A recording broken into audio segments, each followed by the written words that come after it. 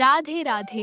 स्वागत है आपका हमारे YouTube चैनल कृष्ण के मोती पर। दोस्तों, आज की हमारी वीडियो बहुत ही महत्वपूर्ण होने वाली है।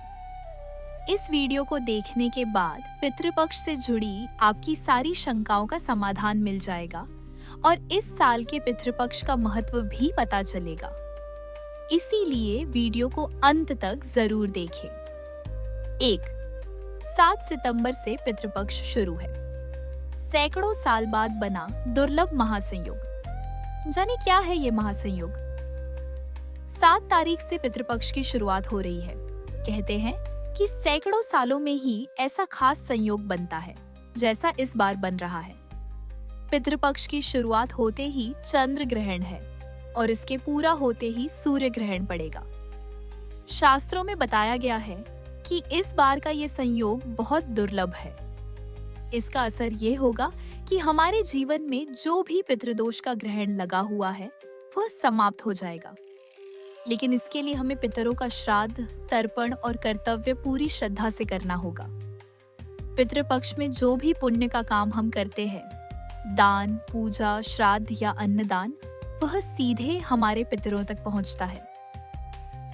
जैसे मृत्यु लोक, देवलोक, स्वर्ग लोक और बैकुंठ लोक होता है, वैसे ही पितृलोक भी होता है।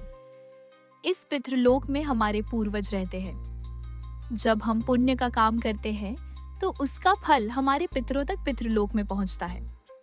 वहां से उन्हें जिस योनि में, जिस अवस्था में जो भी जरूरत होती है, वह पुण्य उनके लिए सहारा बन जाता है।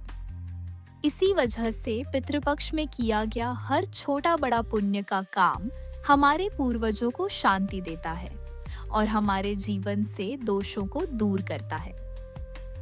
2. श्राद्ध पक्ष का अचूक उपाय। रुकी हुई नौकरी व व्यापार में आएगी उन्नति। ये उपाय बदल देगा किस्मत। श्राद्ध पक्ष में एक बहुत ही आसान और फलदायी उपाय बताया गया है। आपको बस 3 सफेद फूल और 3 चावल के दाने लेने हैं और उन्हें एक छोटी कटोरी में रखकर अपने घर के दरवाजे के अंदर की ओर रखना है।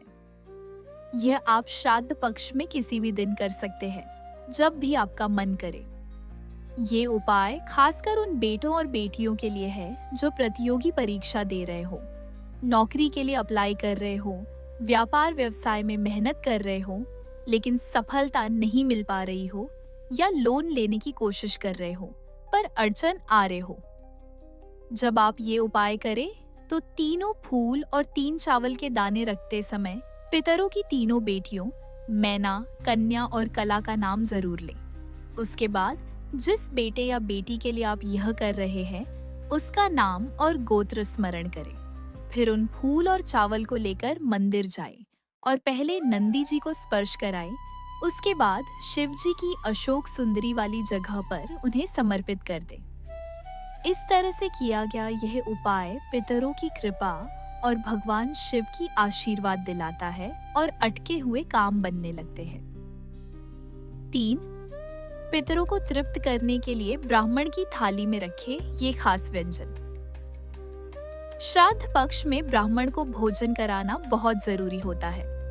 इसमें इन 3 चीजों का होना सबसे ज्यादा महत्व रखता है। पहला है दूध की खीर, दूसरा है तुरई या गिलकी का भोजन बनाएं, जैसे इसकी सब्जी, भजिया या कोई और व्यंजन बना लें। तीसरा है उड़द की दाल का भोजन। इसमें आप चाहे तो बड़ा, इमरती या पकोड़ा बना लें। ये तीनों तरह का भोजन बहुत खास माने जाते हैं। दूध का भोजन आहूतों के हिस्से में जाता है। तुरई या गिलकी का भोजन पितरों के हिस्से में जाता है और उड़द की दाल का भोजन प्रेतों के हिस्से में पहुंचता है।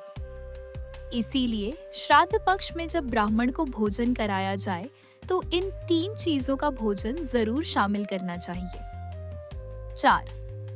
गंगा जल से करें ये खास उपाय, पितरों को मिलेगा तर्पण का फल। श्राद्ध पक्ष में हमारे पितरों की आत्मा की शांति के लिए गंगा जल का एक बेहद सरल और दिव्य उपाय बताया गया है। अगर आपके घर में गंगा जल रखा है तो श्राद्ध पक्ष में तुलसी के पौधे के पास एक छोटी कटोरी रख दीजिए। फिर घर का कोई भी सदस्य चाहे पुरुष हो या महिला, बच्चे, बेटा हो या बहू, अपनी हथेली में गंगा जल लेकर सबसे पहले अपने पितरों को याद करें। इसके बाद भगवान काशी विश्वनाथ का नाम लें और अपने पितरों के नाम लेकर उस गंगा जल को 5 बार या 7 बार उस कटोरी में अर्पित कर दें। शास्त्रों में कहा गया है कि इस छोटे से उपाय से पितरों को पिंडदान और तर्पण की कमी नहीं रहती। उन्हें सीधा मोक्ष की प्राप्ति होती है और घर परिवार पर पितरों की कृपा बनी रहती है। 5. श्राद्ध पक्ष का अचूक उपाय। गौ माता को मात्र एक रोटी देने से मिलती है अपार संपत्ति। श्राद्ध पक्ष के ये पूरे 16 दिन का बहुत महत्व होता है। इन 16 दिनों में से किसी भी दिन, जब भी आपको सुविधा हो, चाहे दिन हो या रात, आप यह उपाय कर सकते हैं। आपको करना इतना है कि एक रोटी लें, उसमें थोड़ा सा गुड़ या शक्कर रखें, साथ में थोड़ा सा चावल भी डाल दें। अगर चावल न हो तो उसकी जगह खीर बना लें, वो और भी शुभ मानी जाती है। अब इस रोटी को भरकर भगवान शंकर के अवतारी नाम वृषकपी का स्मरण करें। इसके बाद अपने घर के दरवाजे के बाहर खड़े होकर यह रोटी गौ माता को अर्पित कर दें। शास्त्रों में कहा गया है कि श्राद्ध पक्ष में वृषकपी नाम लेकर गौ माता को भोजन कराने वाला घर कभी दरिद्र नहीं होता।